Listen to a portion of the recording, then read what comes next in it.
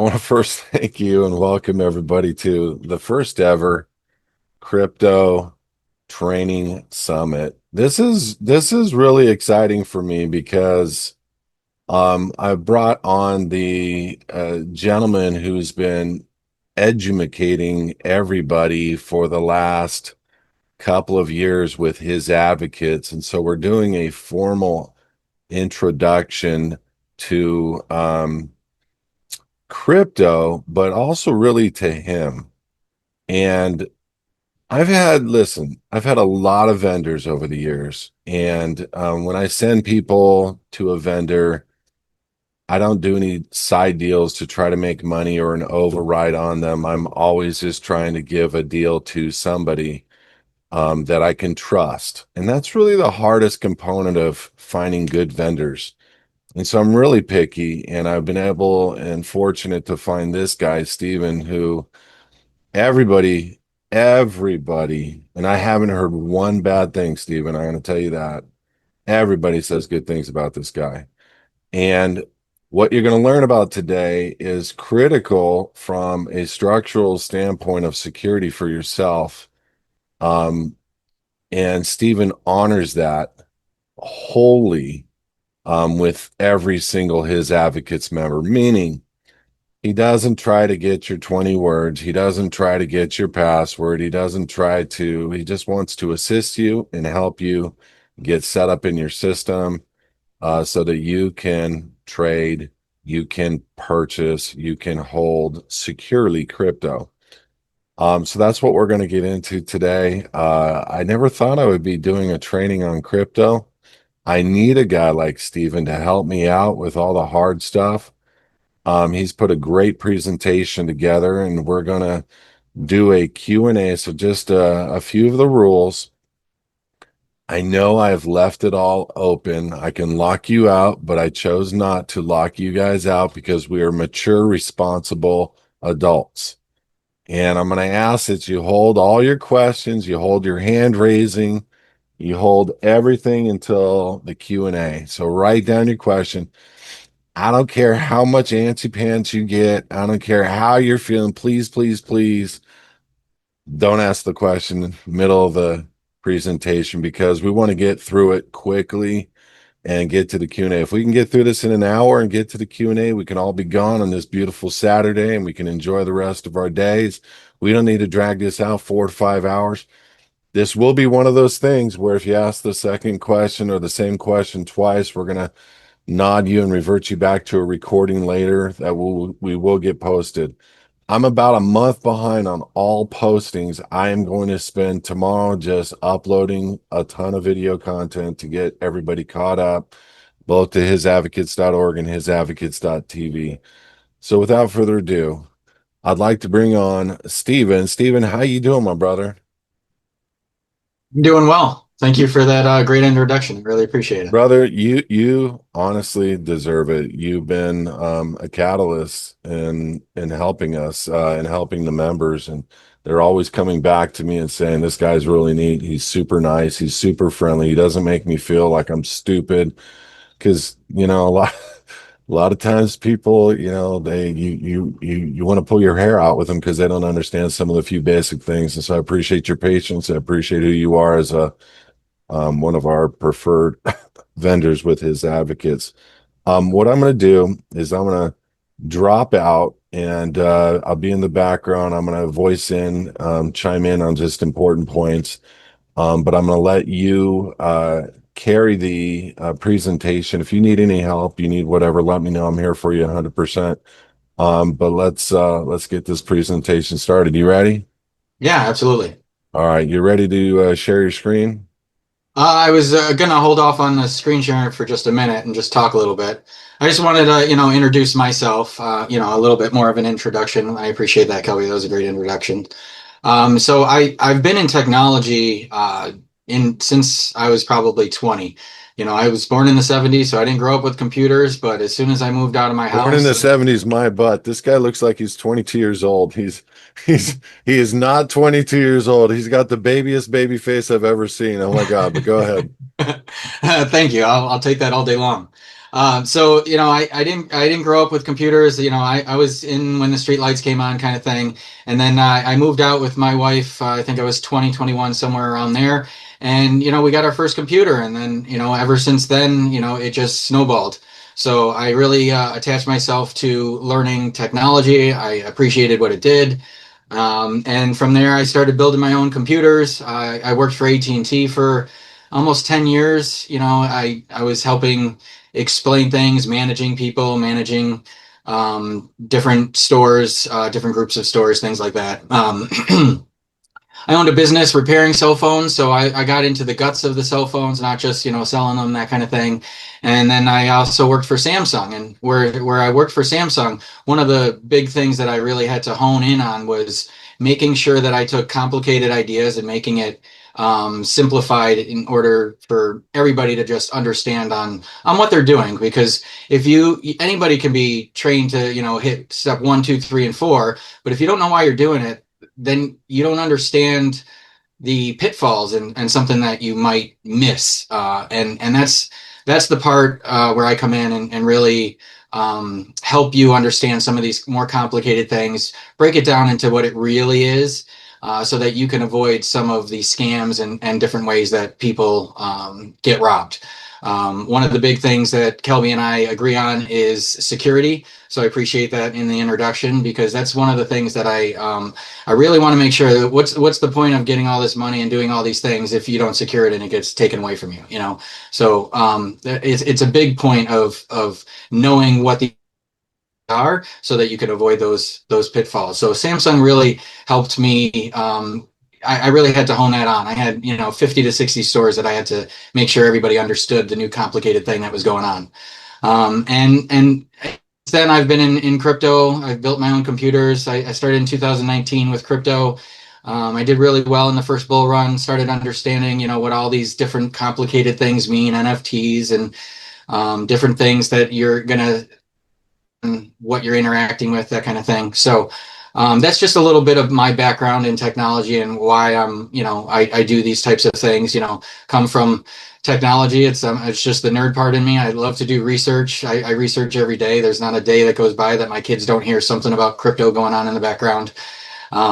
So yeah, that was just my just quick introduction. So some of the things that I've been through, and it's been a long 27 years of doing that kind of thing. So um, so I just wanted to start off by talking about what blockchain is and what crypto actually is.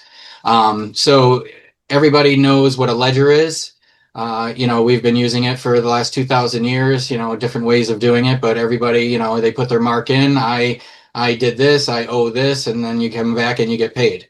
Well, that's basically what version, making it digital so that it flies by the speed of light now. So that's going to be the difference. Now, because of that, you have a lot of different abilities, but you also, again, have a lot of different pitfalls when you're not just writing something down on a piece of paper.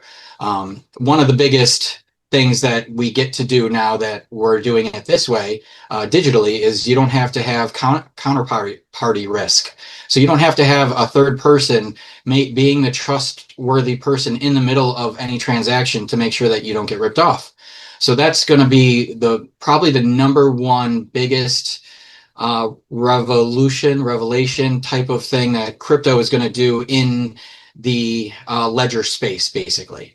So if you have ever written and done any accounting, like in high school, and you had to write everything down before you did it in computers, it's basically the same thing, just digital now. So Bitcoin was the first one to really hit the scene. So that is the number one. When people refer to crypto, they refer to it as Bitcoin. Oh, you're into Bitcoin when they say you're into crypto. And that's a big flag for me to understand just right off the rip that they've seen some things, but they don't really know anything about what they're talking about. When you think of Bitcoin, it's like Kleenex and tissue. People would say Kleenex instead of having a tissue because Kleenex, it was synonymous with tissue. So somebody was like, "Oh, can you hand me a Kleenex?" When Kleenex was a brand, tissue is a product. So same thing with Bitcoin.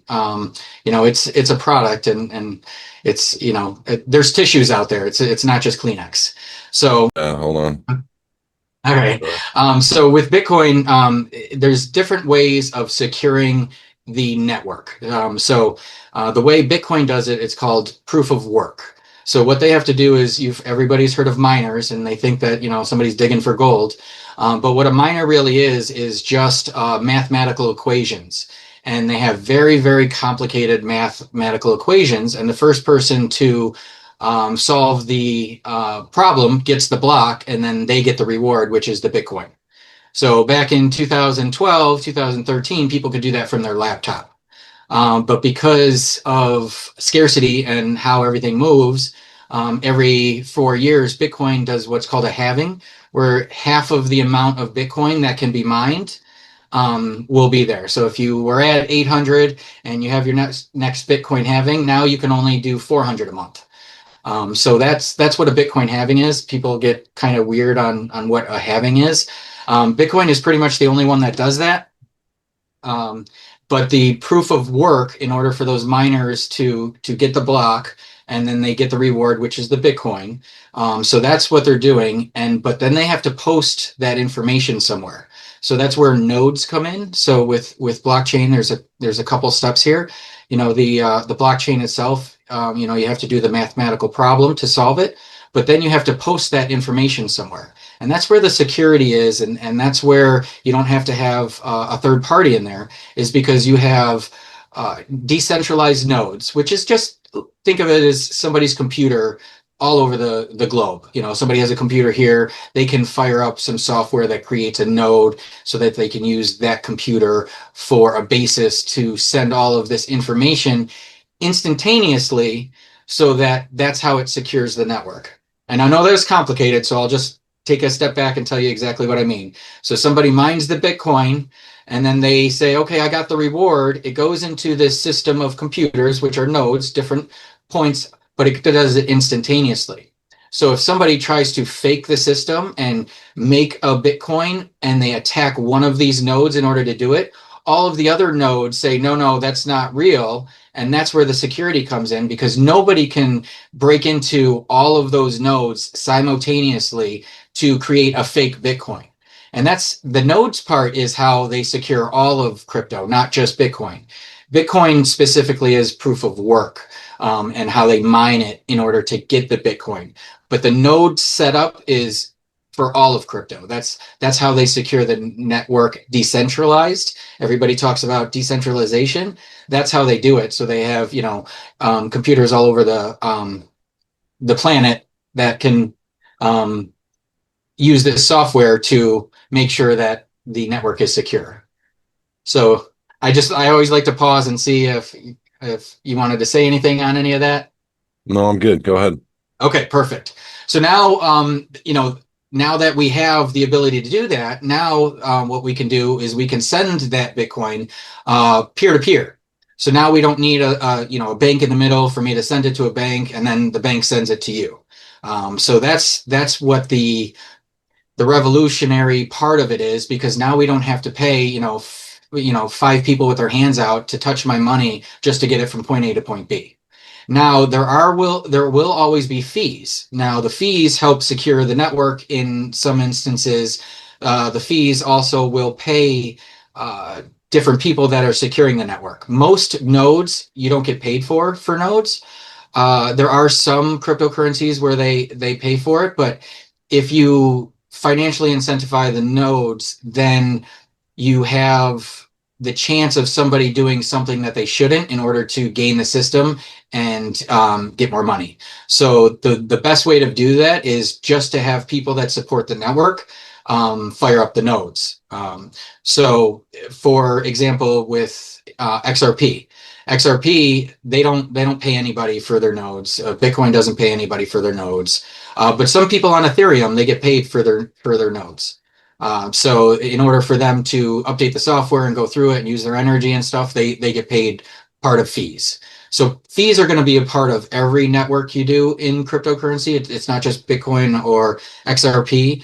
But that's not all the same either. Not all of them are created equal. So, for instance, Bitcoin is going to take an hour up to a couple days to send, and it can take a pretty large percentage of your Bitcoin in order to send it.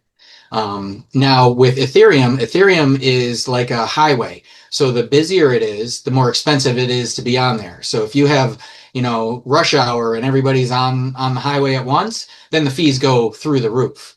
When there's not as much traffic for Ethereum, then the fees can be more reasonable.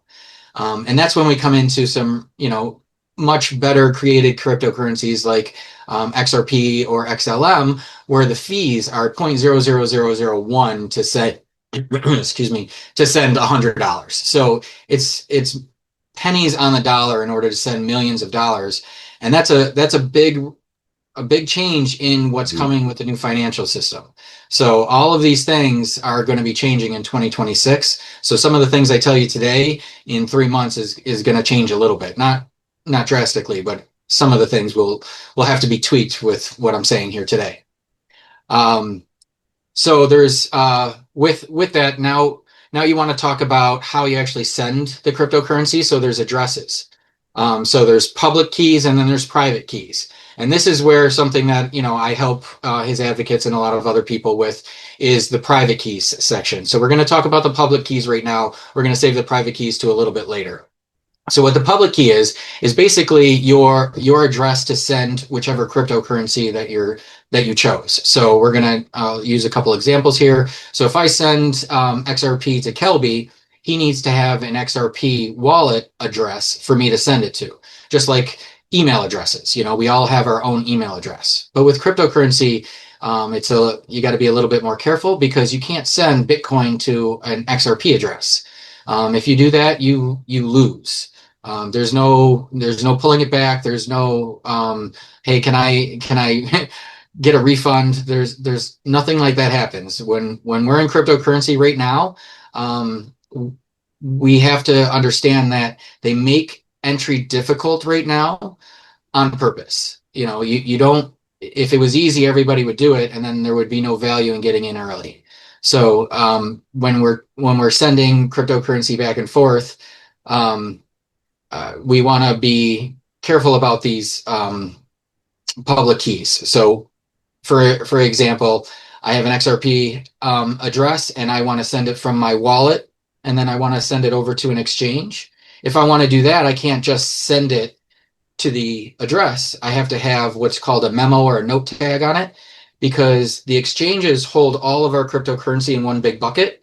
It wouldn't be smart if they hold everybody in their own separate wallets. It'd be thousands of wallets. So they have one bucket, and then you get this tag, and that's your section of that big Okay. bucket of XRP. Now, when you're going to your own private wallet, you don't need that tag because there is no bucket. It's just yours. It's all of your XRP just, securely there. So you won't need a tag. And a lot of people get confused with this. They get scared. And some people have lost a lot of money because they didn't add that tag when they should have.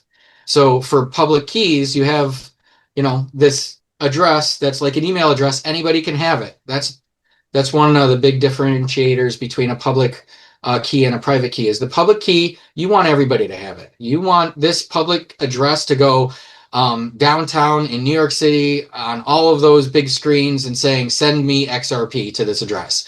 That's all they could ever do. They can't break into your wallet by having that address. There is no security risk with that. It's just like if somebody has your email address, they can't break into your email, not with just that information. So that's what a public address is, or public keys are. And then there's private keys, and those are the ones we'll go over a little bit later. But I wanted to just touch upon private and public.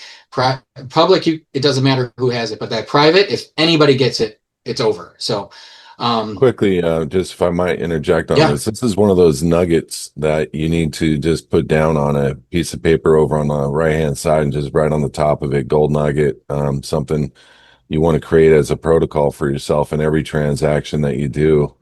Um, and not just the tag, but when you're sending money, you always want to do a test transaction with a new wallet address. And so if you're sending $1,000 to somebody, you're going to want to send $5 or $10 to them, confirm with them in writing that it went. and therefore you have a secondary send, and that's all that you need to prove you sent that party $1,000. So you verified, they said yes, I received the $10. Then you got a proof receipt transaction of $990 on the balance going to that same account. That's all you would need to substantiate that you made a payment, and therefore services would have to be rendered. But always test the address. Go ahead, Steve. Yeah, that's something that I go over when a one-on-one is always sending a test first, 100%. You don't want to send it to the wrong address. The other thing is just a quick tidbit on that part is you never want to just copy address that's in your history and send it to it. That's one of the biggest scams. People will send you 0.0001 of some cryptocurrency and then it's in your history now. Whether you accept it or not, it's in your history. And then people will be lazy and they'll just click on it and then they'll send their crypto to somebody else and they'll be like, it was just in my history, it was the one I did last time, because these addresses are like 64 alphanumeric number and letters, so it's not like we memorize these addresses or anything, so it's not easy for you to just know. So one of the tidbits of tips is you always go back to your hardware wallet, copy the address from there, and then go ahead and send it there. So that's the other tip with that a little bit. So you just addressed something that I have never even thought about or knew about. And um in my hardware wallet, I get this like once every 2 weeks, I get this 0.00000% or one of an XRP drops into my hard wallet. Is that what they're doing? They're Yes. fishing for That's really? 100%. So that's for the people that just get cocky or lazy or just, I've done this 100 times, so I don't need to do it. And what with the problem with that is it affects people that have been doing this a long time. There's just been a recent hack where, somebody did that and they lost like 30 grand, but it was somebody who's been in crypto for a long time and they fell for it. So it's one of those things when you're in crypto, that's the reason I said they make entry hard, is because you are responsible for everything yourself. There's no backups. There's nobody that, you can pull this transaction back or any of those types of things. So you have to, cross your T's and dot your I's every single time. The next thing I want to talk about is your seed phrase. That's part of your private, your keys, your private keys. It's either a 20 or 24 word. Sometimes it's 12 seed phrase. And a seed phrase is basically your entire wallet. So because everything is digital, we look at, when we're looking at cryptocurrency on the screen, that's just an app that views your cryptocurrency that's on the blockchain. So that's just a way of viewing it. That app is not holding your crypto. The little key when you have a hardware wallet, that's not storing any of your crypto. None of it is on that little device. That's just how you can unlock things so you can interact with the system. Your actual cryptocurrency is that 24-word seed phrase. That's what your wallet is. So if anybody gets your seed phrase, then they get your entire wallet. It doesn't matter if you have a key. It doesn't matter if you have anything else. If they get that seed phrase, it's like getting your bank account information is with your password and your date of birth and your special password that you have to call up and tell everybody. They get everything and they can just move your crypto instantly without you having any say about it if they get your 24 or 20 word seed phrase. So that is your actual online wallet. So a lot of people get confused with that because they think, the app that they're viewing it on Coinbase, it's there. It's not. It's on the blockchain, or Ledger or Trezor. It's not, or on that little key. So I like to reiterate that I stress this when we're setting these up, and I help people.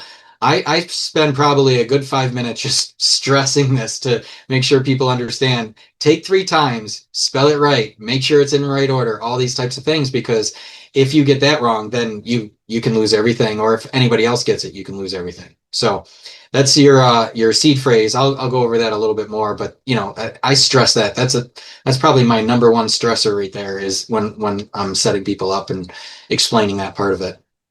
Um, so we went over Bitcoin a little bit. XRP, I wanted to just touch on what Ethereum is, because a lot of people will see EVM sidechain, and what XRP is. So Ethereum is proof of stake. So instead of proof of work like Bitcoin, Ethereum is proof of stake. So in order for you to secure the network, you stake your cryptocurrency, your Ethereum on the network. And then people will, you need, I think, 32 Ethereum to have a node in order just to be able to process nodes and things like that. So with Ethereum, the big deal about Ethereum that was different than Bitcoin that a lot of people are like, oh, this is going to be big too, is because it's about smart contracts. A smart contract is basically an overdone version of an if then therefore statement. So if this happens, then you get this result. Therefore, you can get paid. So if I give you this cryptocurrency and put it in this wallet, then you give me this deed for that house. Therefore, the transaction is complete. So that's what a smart contract is. Only it could be 100 different if then therefore and stipulations in there, and that's where the middleman cancellation comes in, because these smart contracts can be 20 different if then therefore statements. You have to have this before you can get that in order for the transaction to go through. And that's what was revolutionary about Ethereum. That's why Ethereum like blew up so much, was because they can now make it so that in the financial world, you don't need a middleman. You had a digital wallet here and a digital wallet there, but you still needed somebody in the middle to do something with it. So now with smart contracts, you don't need that person in the middle because it's all based in the smart contract. And as long as you have, reliable smart contracts, all those transactions are going to be perfect. And that's what was a big changer for a lot of people. When Ethereum got big, a lot of people started hearing about NFTs. NFT is a non-fungible token. It's basically a digital receipt for something you bought.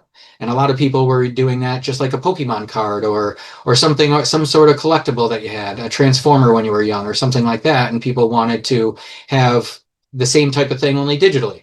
So they make all of these digital collectibles, and it's basically an NFT, but you needed that smart contract in order for you to use these NFTs.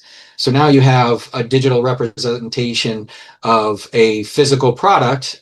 So you can have, a Pokemon physical card, and then you can have a digital NFT of that same card, and you can keep the physical one that's worth $100, and now the digital one is worth 50, or it could be worth $100, whatever the market says it is. And now you can send that digital one and trade that one and still keep the hard copy. So it changes things. Just like the internet in the beginning, nobody thought they would have an Uber and somebody deliver food to your house or pick you up and take you somewhere, Uber Eats and those types of things. So we never thought of these things. And because of smart contracts, now we're going to have all of these different products like an NFT nobody would have thought of before, as having a collectible digital like PDF, that kind of thing.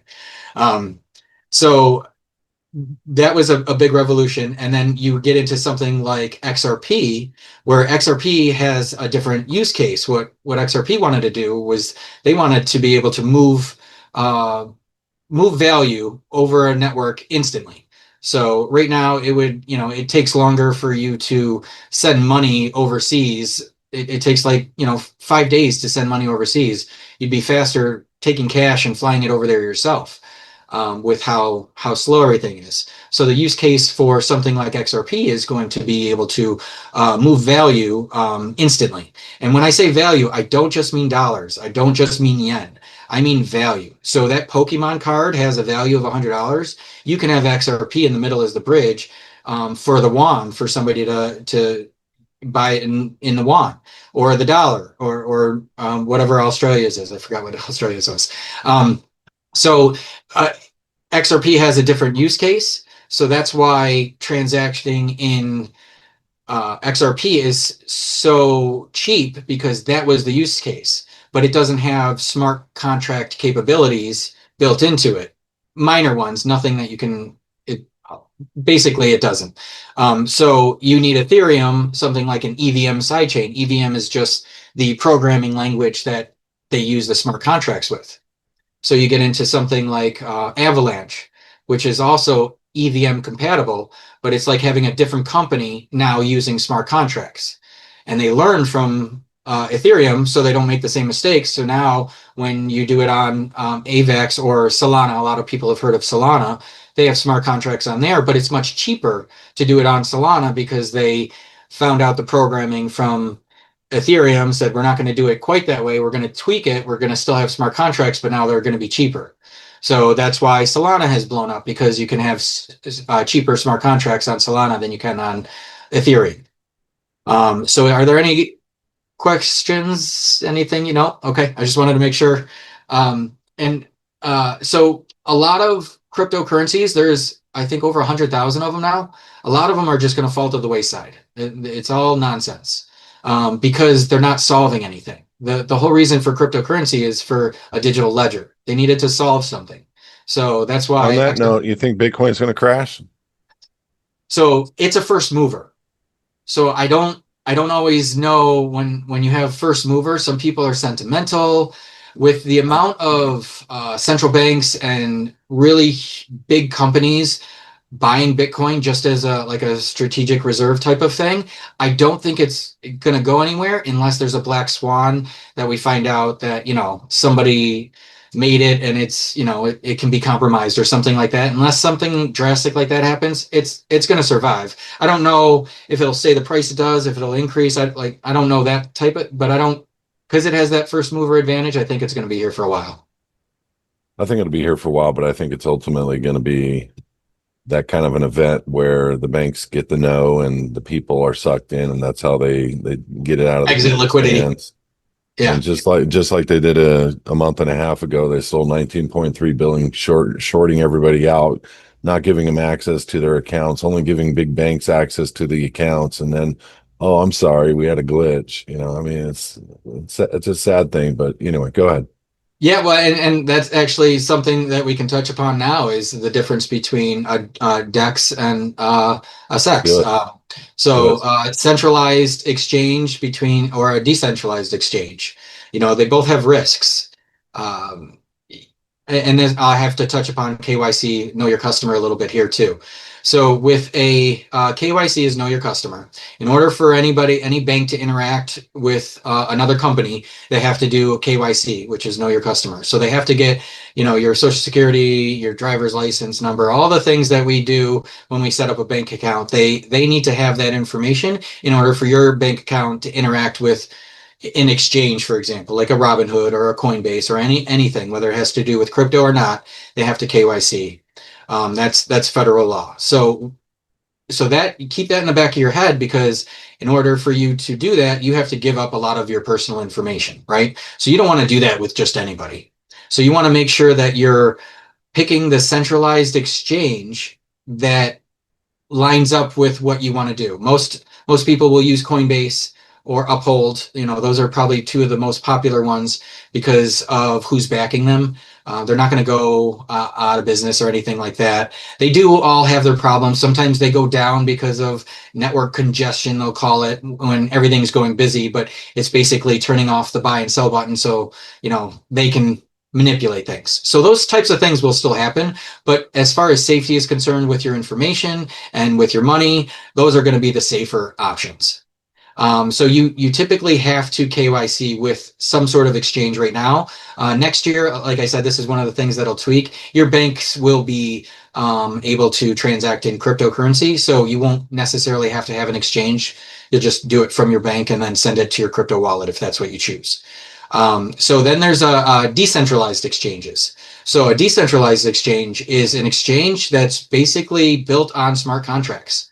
So these, instead of having somebody, the person, the president and vice president and all the people that are running Coinbase, those are people that are involved that make decisions that can be biased because of political reasons and different things like that.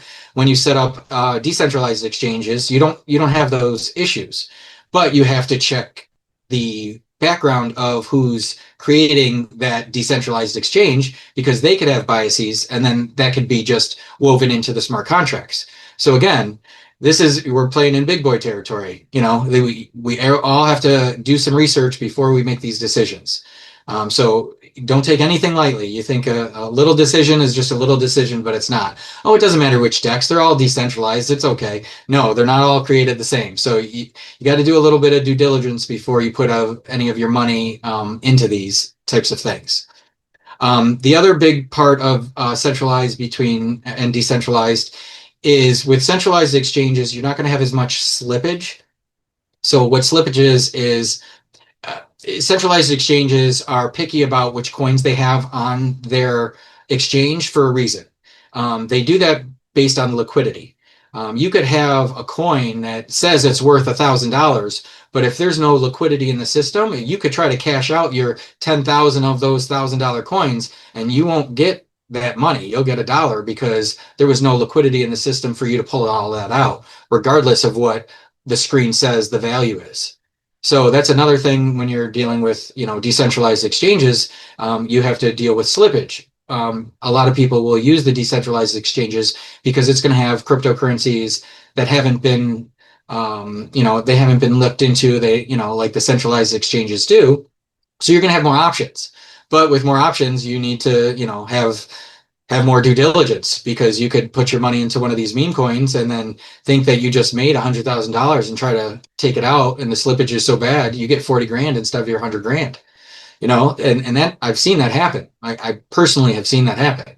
So knowing which decentralized exchange and what their smart contracts are like, and you can get all of this information online. It's not like it's hidden from you. Everything on the blockchain is public. So there are people that have websites that will, rate these types of things so that you can get a better understanding, even if you don't know the real nitty gritty details.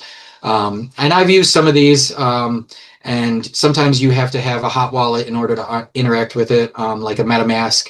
So you would keep your cold storage wallet. You would just send a little bit of your cryptocurrency to that hot wallet that you want to interact with, and you can use that with dApps.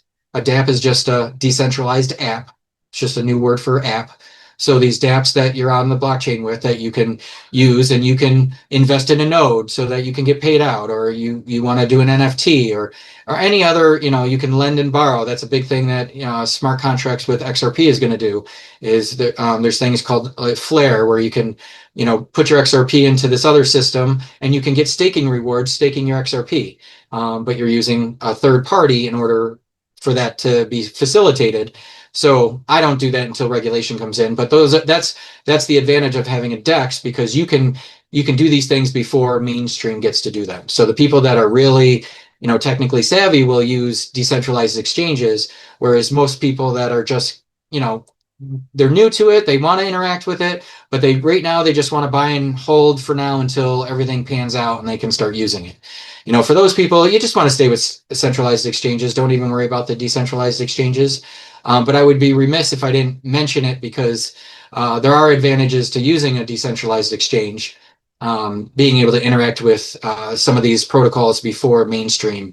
That's a big one. A lot of people that were into the meme coins, you had to do it on a DEX in order for you to do any of this. So when Trump's meme coin came out, I tried to buy some at like $8.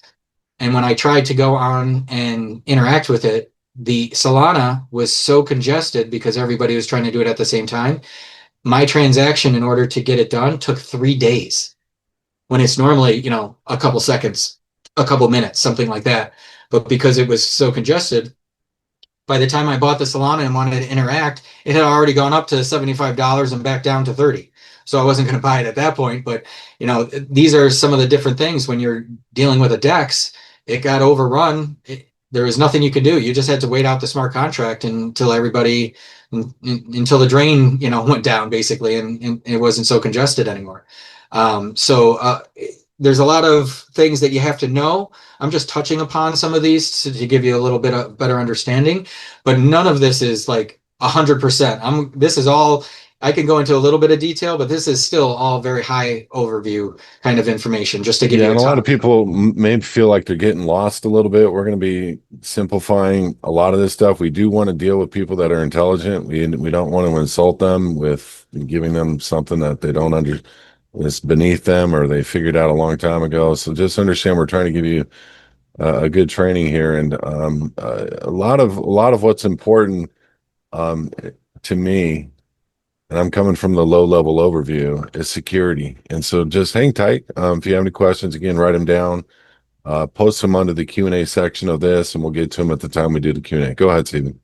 All right, perfect. So a lot of these decentralized exchanges, are relatively good. Most of them are not trying to take any of your money, but you always have to do your due diligence. So if anybody does interact with those, please just cross your T's, dot your I's, look at every transaction, look at everything before you do it. Um, So um, I'm gonna now talk since we're talking about exchanges and I've touched upon some of these things. Now I really want to go into the security of things and give you a couple examples. So self-custody or um, a custodian custodying your crypto. So that's the difference between you privately holding it on your cold storage wallet or you having a third party hold it, not just an exchange, but somebody like Caleb and Brown. So they're a brokerage. They can hold your cryptocurrency for you. So they hold the seed phrase for it. They do all of it. You don't all you have to do is send them the cryptocurrency.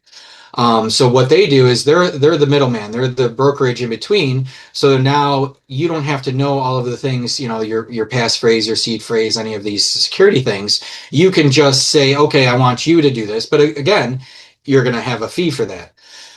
Excuse me. So Caleb and Brown, they need to make money off of this too.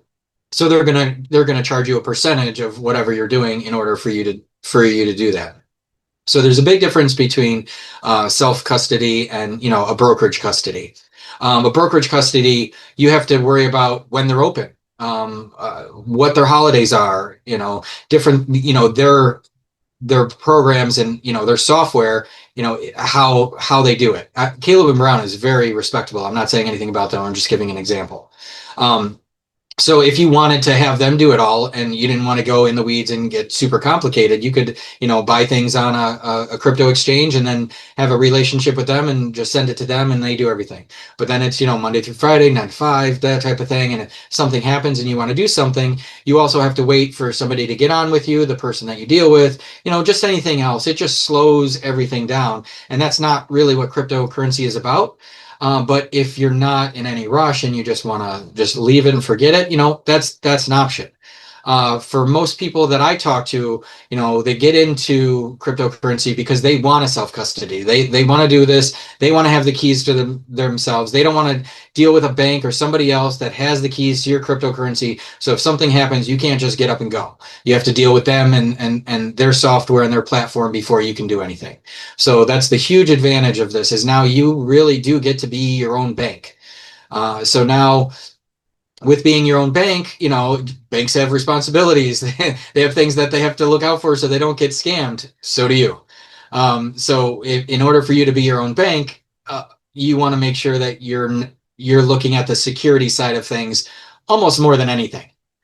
So with that 24-word seed phrase, I'm just going to touch upon it again. The way the cold storage wallet works, actually, maybe I'll share my screen. I'll show the slides right now for the cold storage wallet before I'll just touch upon some of this real quick. Um,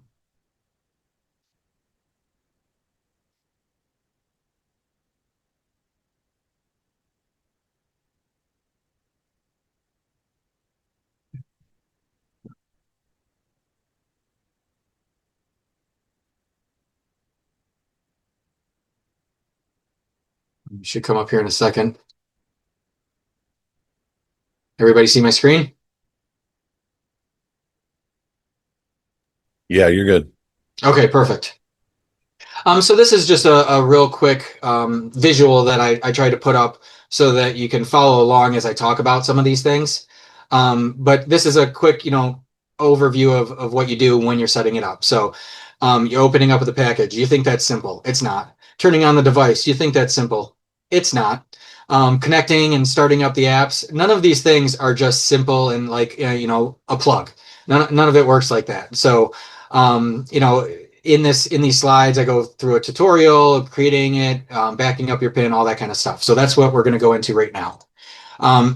So when you purchase it, you'll see something like this on the bottom of it. One of the big things that you want to make sure you do, never purchase one of these from a third party.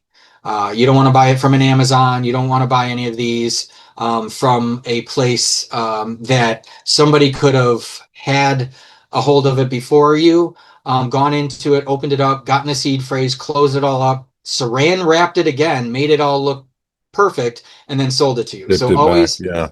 always purchase it from the And this actual this is a Trezor Model plant. 7 that he's showing, just everybody. Yep, yep. Because So every pack is a little bit different. thank you, appreciate that. So, as he was saying, this is a Trezor Model 7. So, for example, on this, when you get it, you want to make sure that, this is perfect. This is one of, there's a lot of things on the security side that they do to help us to make sure that we're not getting taken advantage of. And this is a good one. I do love Trezor for doing this. So this is the first security. So then we're going to get into the second security. Once you open it up and you take the Trezor out of it, you're going to see this little sticker here. And if it's been messed with and somebody tries to take it off and put it back on, it'll say that it's been messed with. So you'll know that it's been unsealed. It'll say unsealed right on this little sticker here. So that's another security thing when you're doing it. So somebody can't do what I just mentioned, third party, plug it in, take all your stuff, because in order for you to do that, you have to take this off. So this is what the new Trezor looks like. It's probably between Trezor 7 and the Ledger Stacks. Those are probably my two favorite wallets. There's a number of reasons. So when you're picking out a wallet, safety and security is one of the things that you want to look out for. But if the wallet, not all wallets are created the same, so they don't all hold the same cryptocurrencies. So you want to make sure that you're looking, if there's a cryptocurrency that you really want, you want to make sure that your hardware wallet actually supports that. Because, like, for example, Trezor will not hold HBAR, but Ledger will. And HBAR is one of the cryptocurrencies that I like a lot. I think it'll be used in the new financial system. So when you're making your decision, if you have a lot of HBAR, you wouldn't want the Trezor 7. You'd probably want a Ledger Stacks, because you're not going to be able to put it on this wallet. So when you're setting it up, you take off that sticker, you plug it in, and this is where the setup begins. They make it super easy. They have a QR here. You just scan in with your phone. The visual here is going to be for setting it up with your phone, not with your computer. What's nice about Trezor 7 and the Ledger, you could do it on your computer or your phone. But for this demonstration, we're just doing it from the phone just to make it simple. So Can I address that just real quick? yeah, absolutely. Just everybody, so that you're listening. Again, this can be done on your computer, can be done on your phone, and I know he was going to address it. I can't tell you the importance right now of grabbing one of your old phones or or computer and reset the device, get all apps off of the device, get security put on the device. We'll touch base on that. But before you plug this device into it, you're going to want to make sure that this is a clean device. You don't want to have a device that could have some potential malware on it looking for a connectivity between a Trezor model or something, and be able to hack it and give you a different presentation on your device, thinking that you need to follow instructions, and you follow instructions and you screw yourself. So I can't tell you this. This is where everybody's failing, is their keywords, and it's generally due to a virus or a Trojan, some kind of phishing expedition. So you want to make sure clean, brand new computer, stripped, malware bites, VPN, clean system, and then that's the only thing you connect it to. But even though you can go right through the app, I chose to go through a computer versus a phone, because I can control the environment a lot easier and a lot better. Sorry, Steve, go ahead. Oh, no worries. That's a really good point that you bring up, with securing, which device you're putting on it, whether it be an extra phone or an extra laptop. There's, like you said, most people don't actually get hacked, they get tricked. So, to Kelby's point is, if you have, all this other stuff on your computer, it's more likely that somebody's going to be able to put something in there that'll trick you, because they have more ways of getting into that computer with a lot of different Gmails or different things that you download. I have a 3D printer right next to me, and I have to download files and convert them and change them in order for me to print things. I have to be super careful. I wouldn't want to have, all my cryptocurrency on the computer that I'm downloading these, and I have to use files where I have to unload them and unzip flip them and different things. And that's where a lot of people will get scammed because they'll get tricked into, somebody will say, hey, you got to click on this. Otherwise, your crypto is being robbed right now, and people will click on it. And that's when it happens, is when they actually click on it. So you got to be really careful. So if you can have a device with nothing else on it, and that's, I do recommend that as well. Some of the things that are in the security are to help the redundancy, so that if you don't have that ability, you're not, up shit's creek without a paddle. So I'll touch upon that as well. But if you can, any way you can, have it on a separate device, I definitely recommend that. So you would just get this QR code, or you could go onto your iPhone or Android, and you just download the Trezor app. This will be, what the screen looks like when you get it on your phone. You just click on connect.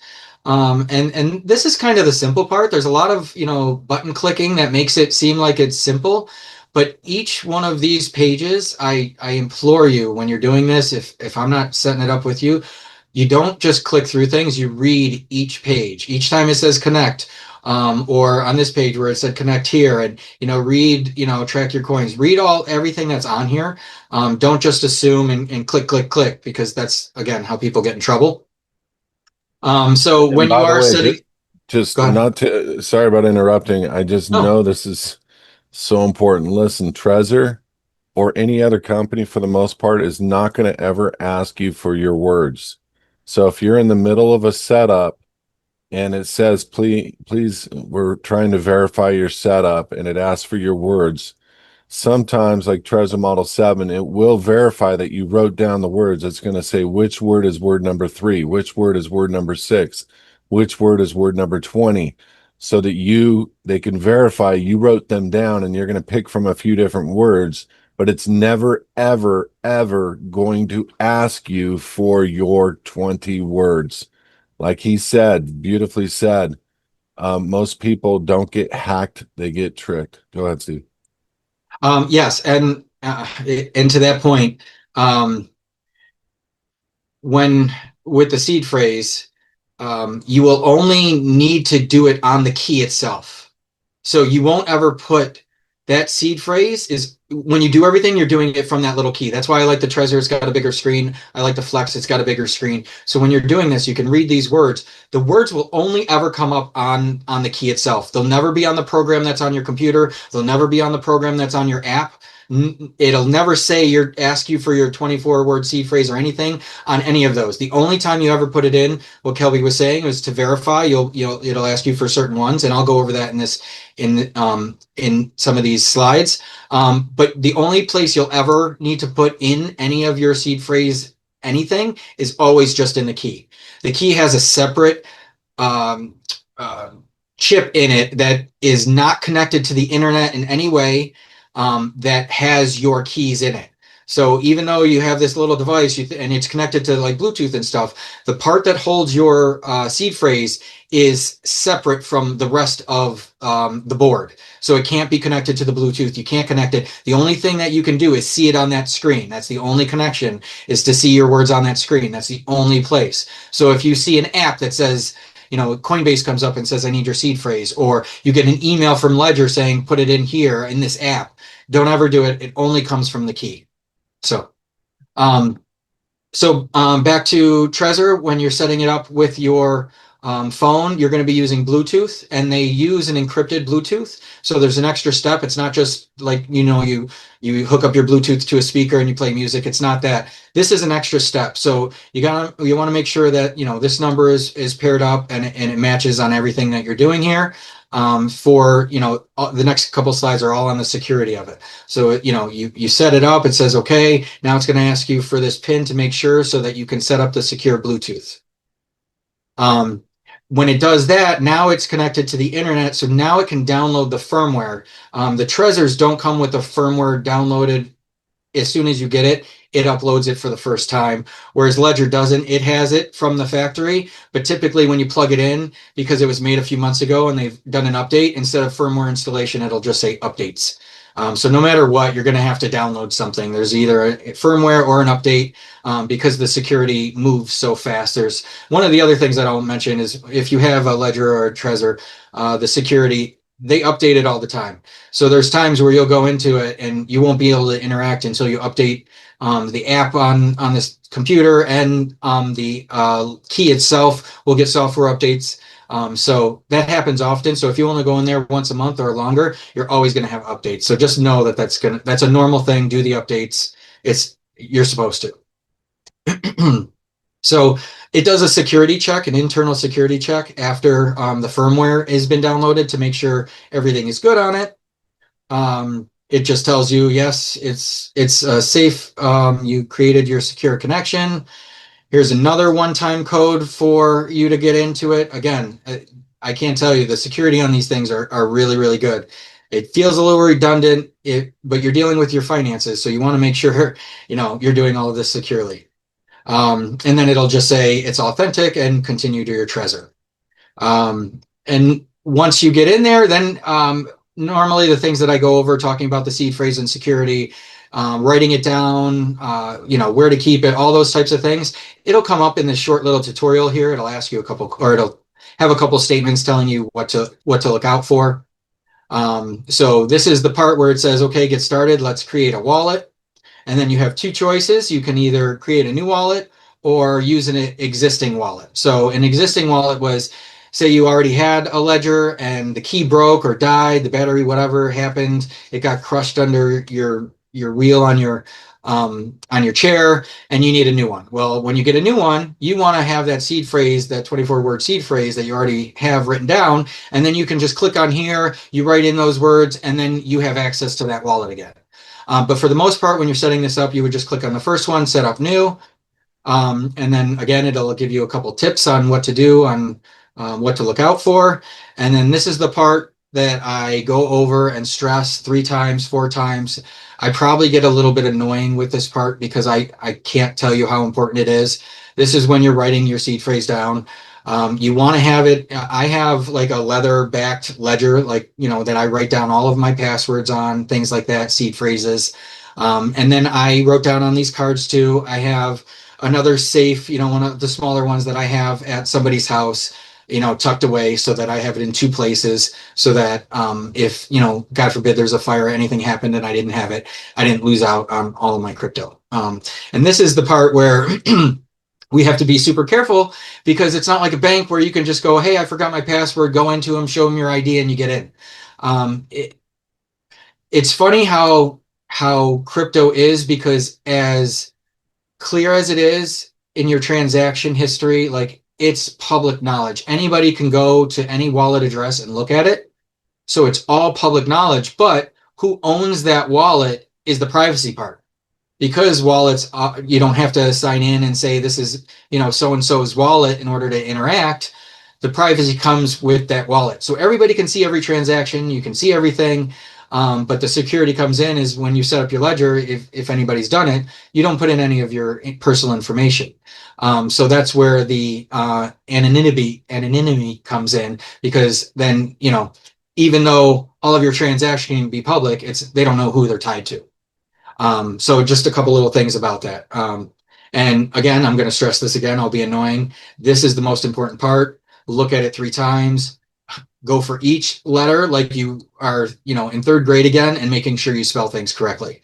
Because this can be, it's just really bad when you get to the end and then what you wrote down doesn't work and you got to start over and do everything again. And it gets more confusing and frustrating. So just be very, very careful as far as writing it down, understanding it, and then storing it. Kelby will attest to this. There's so many stories of people that lose their seed phrase, and their computer breaks, and then they lose it all. There's so many. I'm sure everybody on here has heard of, somebody losing 1,000 Bitcoin because their computer died and they can't get to their seed phrase anymore. So just, and while I'm on seed phrases, I'm going to touch upon passwords. Most of you are doing passwords wrong.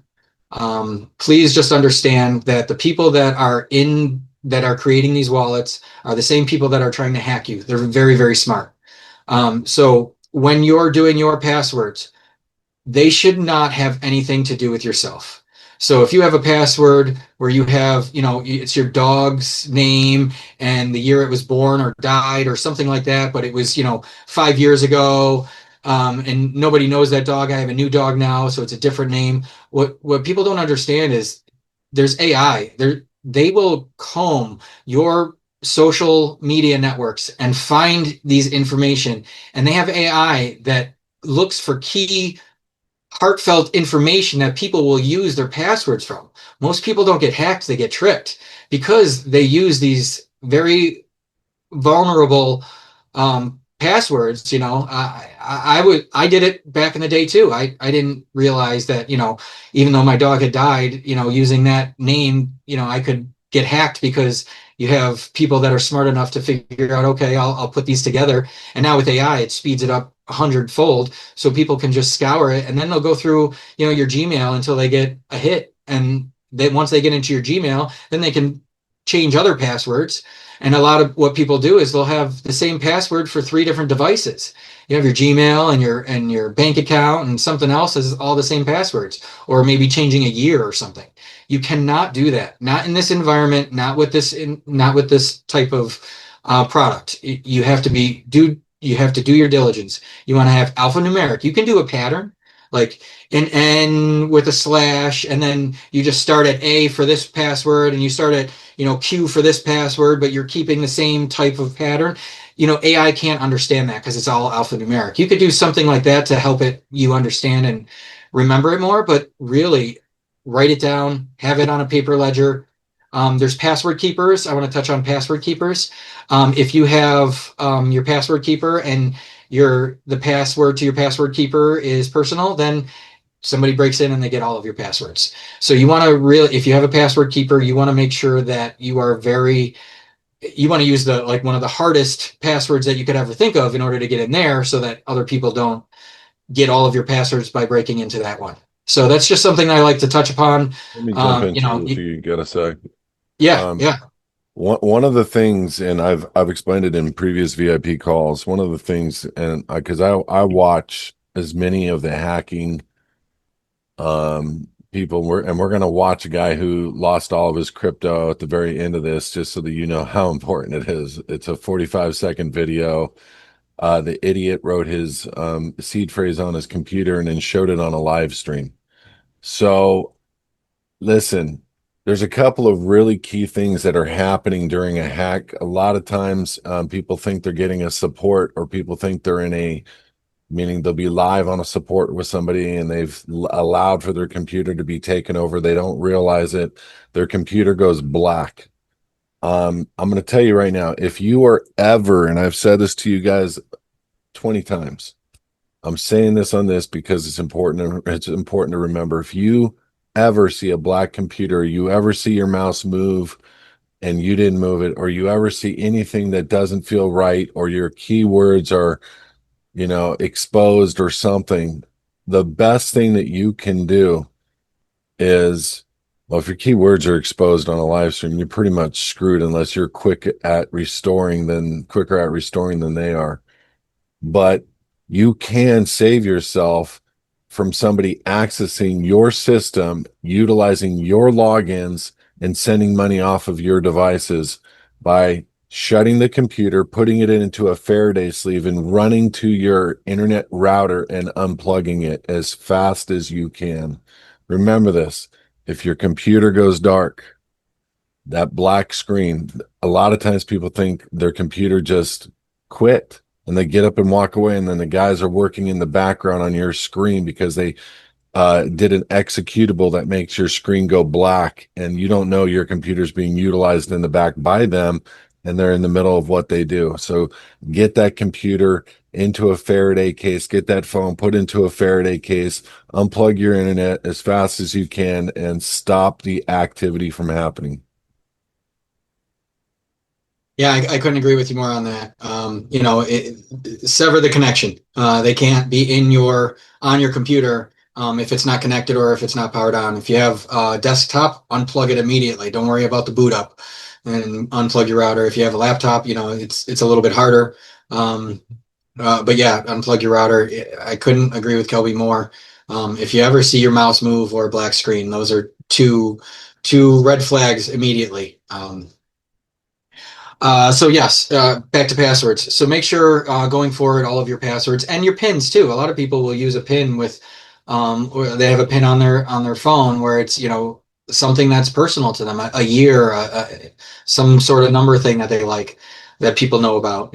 So make sure that none of these have any personal attachment to yourself. And then with Trezor, you would now get your you would now set up your pin. So right after you write down all the words, like Kelby was saying, it's going to ask you then for certain words. It might ask you for word 2, word 6, word 8. It might have you put them all in. The search is it's all one specific thing because I say that and then next update they change it a little bit, just like they do with your iPhone and they move things around.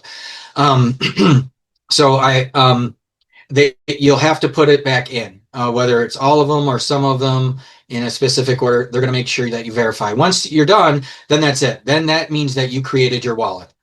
So in the background, your digital wallet is made, but you don't have any accounts on your wallet. You don't have any credit cards in there, basically. It's just the actual wallet that was prepared. So after that, with Trezor specifically, then it's going to have you set up a PIN so that when you log in, if somebody was in front of your computer or broke into your house and you left your Trezor in there, they couldn't just get into it. They would have to put in this PIN. So you'll have a PIN that you're going to put in here, and just know that with any of these uh, cold storage wallets, they time out.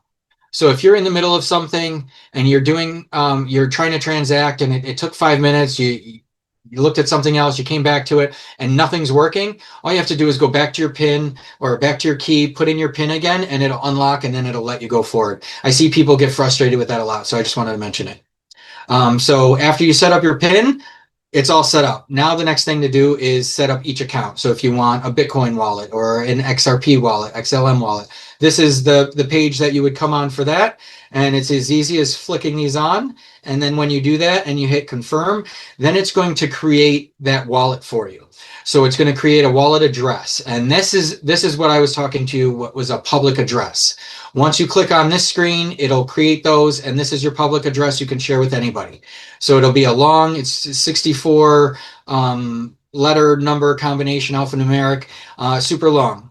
One thing I always want to tell people is the beginning of those will be the same, but the end will always be different. So if you want to make sure when you're sending and verifying, another step I'll tell you here in a second, always look at the last 4 or 5 letter number combination of those when you're sending it to an exchange or something like that to verify when you copy and paste it's the right one.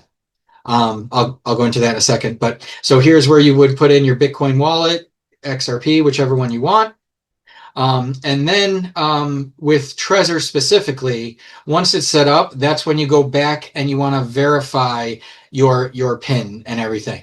So some of the wallets would make you like wipe the wallet and then set it up again in order to verify your seed phrase.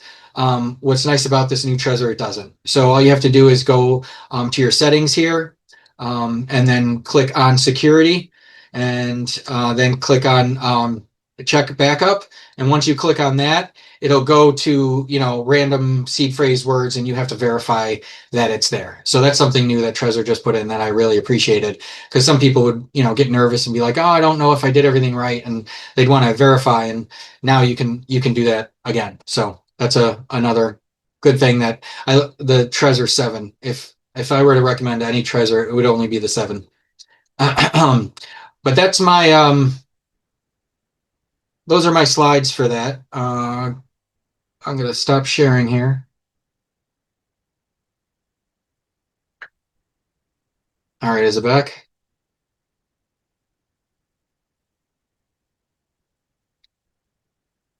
All right. So that's the long and short of setting up a cold storage wallet. I went over it really quickly. I made it seem pretty easy. It is straightforward, but it's nerve-wracking. Anytime you're setting one of these up, you're dealing with a language that you don't understand, and you're trying to get by. It's like driving in a foreign nation with words that you don't understand on the roads. We all know what happens when that happens, right? Catastrophe. So that's the a quick version of setting up a wallet. So if anybody wants to try it themselves, if not, that's part of what I do for my services. I will go from A to B. Everything that I just showed you in that is what I do. I go over from opening up the package. I don't have you do anything beforehand, except update your computer. Everything else, I will go step by step. Some of the things I stressed in here, I have a little bit different verbiage, but I go over all of these types of things and make sure that you don't forget, from this webinar what you did. And every step of the way, I make sure that not only you can go A, B, C, D, but you understand why A leads into B, why B leads into C, and C leads into D. So that's the part that I really excel in, is making some of these things that are complicated, like a smart contract. And if most people don't know, it's a truth table. It's an if then therefore statement that you learned in ninth grade. But people don't realize how these complicated things actually work. So any way I can make you feel secure when you're doing this, because it is so nerve wracking. I take 2 hours to do this. I could set up one of these wallets in 15 minutes max. But I take 2 hours to go over this with you, to make sure that you understand, what problems you could have, what things could come up, what to avoid, what to look out for, that kind of thing. Um, so that's off of that. I just want to go into a couple other things before, and then we can go into some Q&A. So staking, I touched upon staking. Staking is a way to generate yield. So I have Ethereum. I'm going to stake it into the platform, which means that I'm going to take my cryptocurrency, I'm going to put it into their platform so that they can secure their network. As they're doing that, because they're providing smart contracts for people and there's fees, now those fees that people pay for their smart contracts, I'm actually getting paid for securing the network. So, and that's a big deal going forward. You've heard of um, all of these new digital coins that, like XRP has a new one. There's Tether. There's um, uh, what was it? There's a few of different ones that, they have these digital dollars out there. And one of the things that the banks are trying to do is make it so that you can't make a yield on this dollar that you have there sitting there, because they want to only be able to do that. They want the banks to be able to give you your 0.5 yield on the 9% that they're making, so that they can keep their business model. But all of that's going away, and they're all dragging their feet right now doing it. But one of the ways that people, instead of using their dollars and you putting it in their savings and getting their 0.5 percentage, they'll buy Ethereum and then they'll stake it, and now they're getting 8% to 10% just by staking that in there. And that's another way for us to make money that the banks don't like. That's why they've been dragging their feet with a lot of this, with the rules and regulations that we should have had regulations already this year, but government shutdowns, you think these things are done on accident. They're not. Banks control a lot, and they're dragging their feet as long as they can with this, because they make their money off of the friction. With this, now you get to be your own bank. So Ethereum, some people love it, some people hate it. But one of the big things that it did is that EVM sidechain for smart contracts, and now that you can stake on it, now you can be getting 8 to 10% on your Ethereum. Now that's 8 to 10% on the coins, not the price. So as the price goes up and down, you're still getting more of that coin. So even if the price is going down and you're getting more of it, it looks like you're not making as much. But then when the next bull run comes up, you have 5 in there instead of 1 in there, and now you have more money. So staking is a big deal. That's why Flare for XRP is a big deal, because now you're going to be able to create yield on your XRP, which nobody's ever been able to do before. You'd have to have an Ethereum, and again, some people love it, some people hate it, so they don't want to do that. But now you're going to be able to create a yield off of your XRP or XLM, different things like that. So it's a big deal.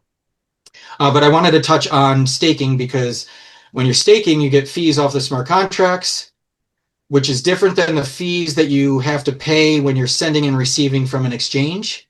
An exchange is getting those fees. Staking, you're creating value because you're helping secure the network, so you get fees off of the smart contract. So those are, people think that those are the same thing. So again, I want to touch on a bunch of these sticks that people get confused on. Um, so proof of stake, we went over that. And really quickly Validators, yeah. on the back of the Trezor, I went into regulatory, which is under settings, and this is literally what it reads. This device complies with Part 15 of the FCC rules. Operation is subject to two conditions. It may not cause harmful interference. That's number one. Number two, it must accept any interference, including that which causes undesired operation. So we got to check into that. Yeah, there's always a lot of fine print. Which is why I'm going to the CES show next month on the 6th, 7th, 8th, and 9th. I'll be in Vegas, and I would recommend if anybody has an opportunity, get out there. We have a discount code for you. You can get in for about $200, plus you got to get a room. But the bottom line is, we're going to go find the hackers that create these back end systems, and our ability to transfer from device to device. Now, understand something. If they have that knowledge and ability to do that without interference from a government, then that means that they have the ability to hack into their own devices as well. So we have to figure this out, and this is the scary part about technology and what we're coming into. But go ahead. Yeah, and that's, one of the things for having a cold storage wallet, that the way that they can say that they don't have a backdoor is because that chip is secured and not connected to any of the other chips. Now we have to take their word for it. There are third parties that verify that. So, but then again, we got to take their word for it. So it's, there's never, nothing is 100% in this world.